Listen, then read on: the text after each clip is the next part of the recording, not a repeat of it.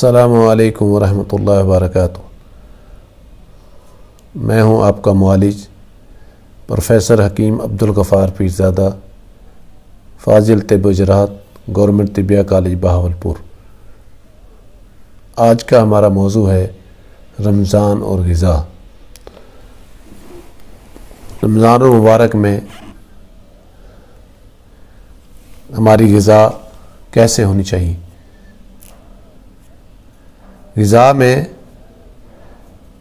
سب سے پہلے ہم نے یہ دیکھنا ہے کہ رمضان میں ہم ایسی غذا استعمال کریں جس سے ہمارے معدے میں اس کے نقصانات نہ ہوں، معدے کے اندر اس کے نقصانات نہ ہوں اور جسم میں اس کے نقصانات نہ ہوں۔ سحر اور افطار میں ہمیں کن کن چیزوں کا استعمال کرنا ہے جو ہمارے جسم کے لیے فائدہ مند ہو، اور اس کے استعمال سے، ان چیزوں کے استعمال سے رمضان مبارک میں روزے پہ اس کے اثرات نہ ہوں، جن میں سب سے پہلے یہ دیکھنا ہے کہ ہم نے سحر میں کیا چیزیں استعمال کرنی ہیں۔ سب سے پہلے ہم نے سادہ غذائیں استعمال کرنی ہیں، زیادہ مرچ مسالے والی چیزوں سے پرہیز کرنا ہے۔ سحری میں کوشش یہ کرنی ہے کہ ہم دہی کا استعمال لازم کریں، میٹھی دہی استعمال کر سکتے ہیں۔ بعض اوقات بعض مریض ایسے ہوتے ہیں جن کا بلڈ پریشر کا مسئلہ ہوتا ہے، تو ان کے لیے میٹھی دہی بہت اچھی ہے، وہ میٹھی دہی استعمال کریں۔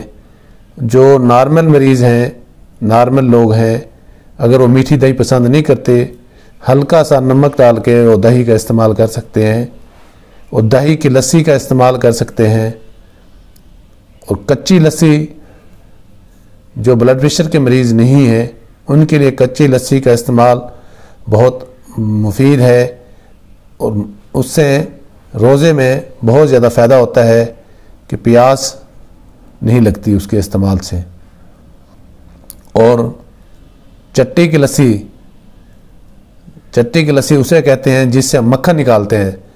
دہی والی لسی اور ہے، کچی لسی اور ہے، اور دوسری لسی جو چٹی کی لسی ہے، مکھن نکالے ہوئے لسی کو ہم کچی لسی کہتے ہیں۔ اس کا استعمال بھی رمضان مبارک میں سحری کے وقت بہت زیادہ فائدہ مند ہے۔ اور غذا جو ہے ہم نے استعمال کرنی ہے سحری میں، ان میں سب سے پہلے کوشش کریں کہ کدو کا سالن ہلکا شوربے دار کالی مرچ میں بنا ہوا بہت اعلیٰ ہے۔ اس میں آپ ہلدی کا استعمال بھی کر سکتے ہیں، ادرک کا بھی استعمال کر سکتے ہیں، اور ٹنڈے کا سالن شوربے دار استعمال کریں، اور گھیا توری یا سادہ توری کا استعمال بہت اعلیٰ ہے۔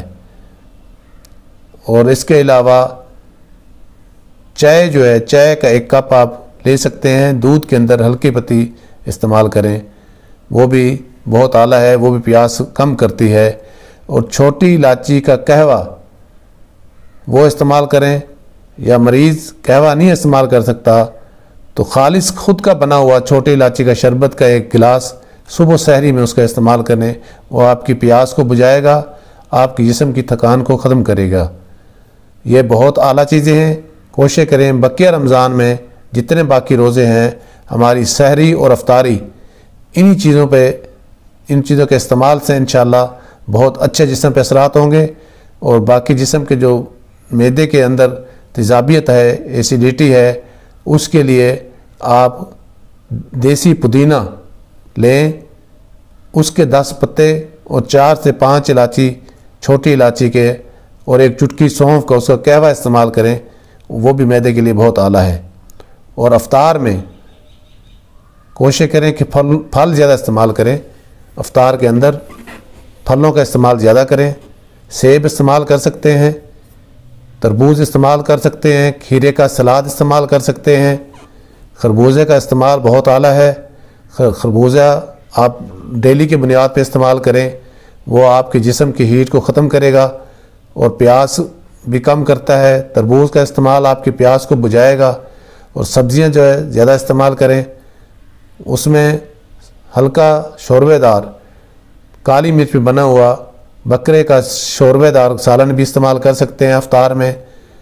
اور اس کے علاوہ جو ہے آپ کوشش کریں کہ 4 مربع جات لیں، مربع سیب، مربع بھی، مربع آملہ، مربع ہرڑ، ان کو بریک کر کے رکھیں اور شام کو افطار کے بعد 1 چمچ لیں 1 کپ دودھ کے ساتھ یا 1 کپ چائے کے ساتھ۔ اس سے آپ کے پورے جسم کی جو پورے دن کی جو تھکان ہے روزے کی وجہ سے وہ آپ کی ٹھیک ہو جائے گی۔ اور اس کے اندر 4 مربوں کے اندر چھوٹی الائچی کے 4-5 دانے ڈالیں اور 1 چٹکی جتنی تقریباً 20 گرام 2 تولے جسے کہتے ہیں وہ اس کے چھوٹی الائچی چھوٹی کہتے ہیں اس کو الائچی 1 تولہ، اور کشنیز جسے ہم دھنیا کہتے ہیں 2 تولے جتنے دھنیا، اور سندل سفید، خالص سندل سفید ہو تو وہ ڈال لیں، وہ بہت اعلیٰ ہے، وہ استعمال بنا کے رکھیں، شام کو 1 چمچ اس کا استعمال کریں، وہ معدے کے لیے بہت اعلیٰ ہے انشاءاللہ۔ والسلام۔